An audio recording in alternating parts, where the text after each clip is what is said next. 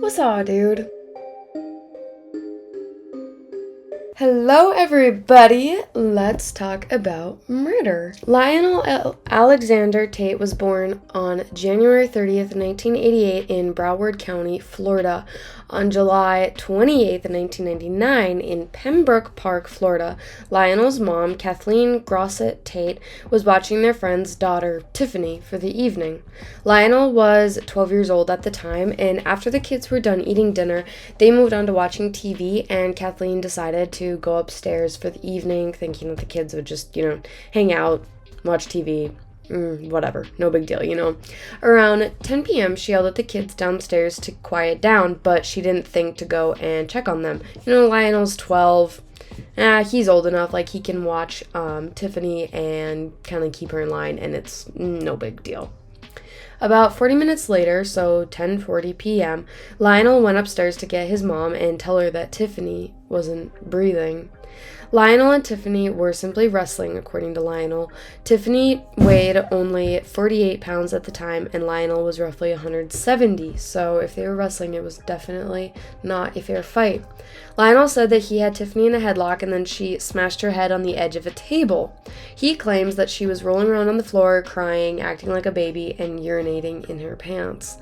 But he simply went back to watching TV, just like it was totally fine, and he didn't need to worry about her. By the time he went up to tell his mom what had happened, Tiffany was already cold. The main question is, was Lionel a violent boy that attacked Tiffany, or was he really just play wrestling and didn't realize his size and his strength in comparison to Tiffany and overpower her? Investigators didn't think that this was an accident, as Tiffany was brutally beat with 35 different injuries. She had a cracked skull, a broken rib, a lacerated liver, hemorrhaged kidneys, bleeding in her brain, and dozens of bruises. A child abuse expert testified and said that a beating this violent lasted for about 5 minutes, so more than just hitting her head on the edge of a table. Prior to the murder, Lionel had been suspended from school 15 times, and he showed behavioral problems such as stealing, lying, and fighting. In 2011, Lionel was put on trial for Tiffany Eunich's murder. It was decided that he would be tried as an adult for first-degree murder. The case fell under felony murder due to the fact that it was the result of aggravated child abuse. Lionel was offered a plea deal to lower the charge to second-degree murder, which he would have served a 3-year prison term and 10 years probation for, if that's what he would have done. However, Lionel and Kathleen turned down the deal and decided to instead move forward with the not guilty plea to first-degree murder. Their goal was to get an acquittal.